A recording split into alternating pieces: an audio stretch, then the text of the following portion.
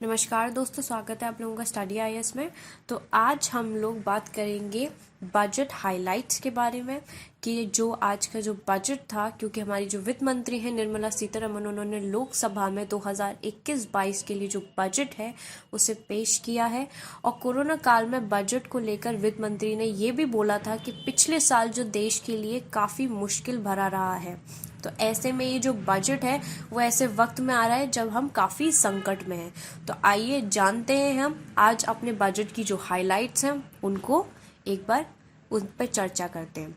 तो चलिए स्टार्ट करते हैं। तो कोरोना काल के वक्त प्रधानमंत्री नरेंद्र मोदी की ओर से गरीबों को गैस राशन की व्यवस्था दी गई थी और निर्मला सीतारमण ने कहा है कि हमने कोरोना काल में 5 मिनी बजट पेश किए थे। तो साथ ही सरकार की ओर से आत्मनिर्भर पैकेज की भी घोषणा की गई थी और कोरोना काल में आरबीआई ने 21 लाख करोड़ के पैकेज का भी ऐलान किया था। वित्त मंत्री ने कहा कि कोरोना काल में सरकार ने जो आत्मनिर्भर पैकेज दिया वो जीडीपी का 13% है और कोरोना संकट के बीच अर्थव्यवस्था को मजबूत करने में चुनौती आई। उन्होंने कहा कि अर्थव्यवस्था को सुधारने के लिए हमें आपदा में अवसर ढूंढना होगा। वित्त मंत्री ने कहा कि ऑस्ट्रेलिया में टीम इंडिया के जो कमाल जो उन्होंने किया है उसी की तरह जो हमारी इकोनॉमी है उसमें भी जान डालने की कोशिश की जाएगी। अब वित्त मंत्री के बजट भाषण में पहले 1 घंटे के जो बड़े ऐलान रहे उन्हें जानते हैं वो क्या क्या थे और किसे क्या क्या मिला। तो कोरोना महामारी ने चुनौतियां बढ़ाई हैं और आर्थिक मंदी के बारे में सोचा भी ना था। तो कोरोना से वैश्विक अर्थव्यवस्था पर असर और लॉकडाउन ना करते तो ज्यादा लोगों की जान जाती। तो कोरोना काल में 80 करोड़ लोगों का राशन बांटा और किसानों के खाते पर पैसा भेजा गया। कोरोना काल में घर तक दूध और राशन की डिलीवरी हुई है और कोरोना के जो योद्धाओं हैं उनको नमन। कोरोना काल में जो ड्यूटी करते रहे उन्हें सलाम।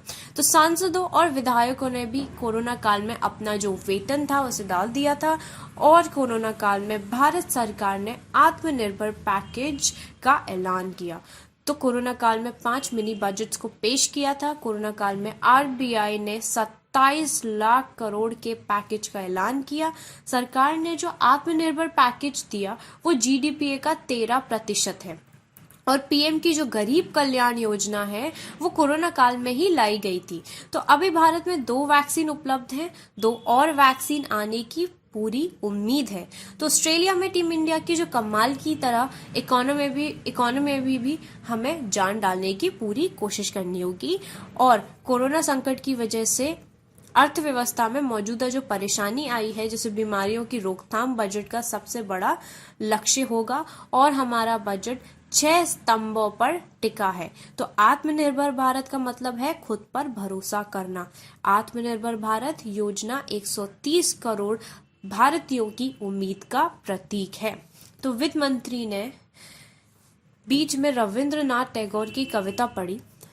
कविता है faith is the bird that feels the light and sings when the dawn is still dark. Hindi में इसका अर्थ है कि विश्वास वह चिड़िया है जो सुबह के अंधेरे में भी रोशनी महसूस कर लेती है और गाती है। और ऐसे वक्त में ये जो बजट है वो तब आ रहा है जब देश की जीडीपी लगातार 2 बार माइनस में गई है। तो साल 2021 ऐतिहासिक साल होने जा रहा है जिस पर देश की नजर है और आत्मनिर्भर स्वस्थ भारत योजना का ऐलान 64,180 करोड़ रुपए के लिए किया है।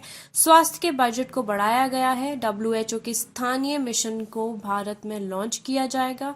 स्वच्छ भारत मिशन को आगे बढ़ावा दिया जाएगा और शहरों में अमृत योजना को भी आगे बढ़ाया जाएगा। स्वच्छ भारत मिशन के लिए 2,88,000 करोड़ रुपए जारी किए गए हैं। कोरोना वैक्सीन के लिए 35,000 करोड़ का ऐलान। स्वास्थ्य क्षेत्र का जो बजट है वो 137% तक बढ़ाया गया है। देश में 60 टेक्सटाइल पार्क बनाए जाएंगे। डेवलपमेंटल फाइनेंशियल इंस्टीट्यूट बनाने का ऐलान है। रेलवे एनएचएआई एयरपोर्ट अथॉरिटी के पास अब कई प्रोजेक्ट अपने लेवल पर पास करने की ताकत है। पूंजीगत व्यय के लिए 5 करोड़ से अधिक बजट का ऐलान। तमिलनाडु में नेशनल हाईवे प्रोजेक्ट का ऐलान। इसके लिए 1 लाख करोड़ दिए गए हैं। केरल में 65,000 करोड़ रुपए के नेशनल हाईवे का ऐलान। वित्त मंत्री ने मुंबई कन्याकुमारी इकोनॉमिक कॉरिडोर का ऐलान किया है और कोलकाता सिलीगुड़ी के लिए भी नेशनल हाईवे प्रोजेक्ट का ऐलान किया। पश्चिम बंगाल के लिए हुए इस ऐलान के बाद सदन में बीजेपी सांसदों ने जमकर वित्त मंत्री का उत्साह बढ़ाया और असम में अगले 3 साल में हाईवे और इकोनॉमिक कॉरिडोर का ऐलान कर दिया है। राष्ट्रीय रेल योजना 2030 तक तैयार और इसके लिए 1.10 लाख करोड़ रुपए का बजट रेलवे को दिया गया है। मेट्रो सिटी बस सेवा को बढ़ाने पर फोकस, इसके लिए 18,000 करोड़ रुपए खर्च होंगे। कोच्चि, बेंगलुरु, चेन्नई, नागपुर, नासिक में मेट्रो प्रोजेक्ट को बढ़ावा देने का ऐलान। बिजली क्षेत्र के लिए ऐलान, 3 लाख करोड़ रुपए से अधिक लागत की स्कीम लॉन्च।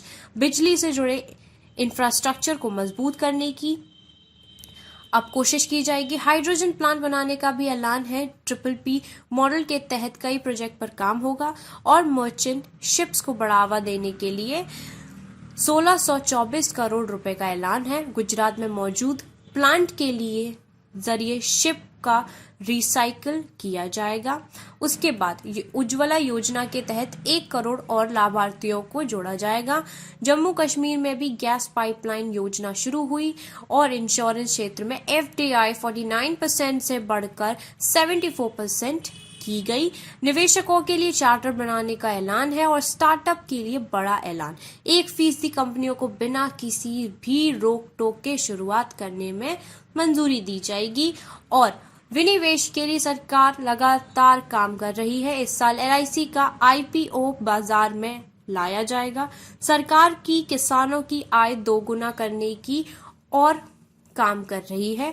UPA सरकार से करीब 3 गुना राशि मोदी सरकार ने किसानों के खाते में पहुंचाई है।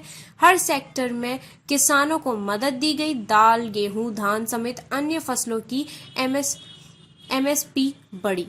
एग्रीकल्चर के क्रेडिट टारगेट का 16 लाख करोड़ तक दिया गया है और प्रवासी मजदूरों के लिए देश भर में एक देश एक राशन योजना शुरू की। माइग्रेंट वर्कर से जुड़े डेटा वाला एक पोर्टल लॉन्च किया जाएगा। महिलाओं को भी सभी शिफ्ट में काम करने की इजाजत मिलेगी। MSME सेक्टर के लिए बजट बढ़ाया गया। देश में करीब 100 नए सैनिक स्कूल बनाने का ऐलान है। लेह में सेंट्रल यूनिवर्सिटी बनेगी और अनुसूचित जाति के 4 करोड़ विद्यार्थियों के लिए 35,000 करोड़ रुपए का ऐलान किया है। New space India limited PSLV CS51 को लॉन्च करेगा और गगनयान मिशन मानव रहित पहला लॉन्च इसी साल दिसंबर में होगा। ईज ऑफ डूइंग बिजनेस के तहत एक ट्रिब्यूनल बनाने का ऐलान है। ये ट्रिब्यूनल कंपनियों के विवादों पर जल्द निपटारा करेगा। इस साल होने वाली जनगणना पहली डिजिटल जनगणना होगी और राजकोषीय घाटा को 6.8% तक रहने का अनुमान है। 2021-22 का जो राजकोषीय घाटा GDP अनुपात में 9% से ऊपर जा सकता है। 75 साल से ऊपर से वरिष्ठ नागरिकों को आयकर रिटर्न भरने की जरूरत नहीं होगी। तो यही थी आपकी बजट की हाइलाइट्स और आप लोग हमसे जुड़े रहिए, हमें सपोर्ट करते रहिए। हम आपको और इसी तरह की न्यूज़ेस आप लोगों के लिए लाते रहेंगे। तब तक के लिए bye bye, take care and have a wonderful day ahead.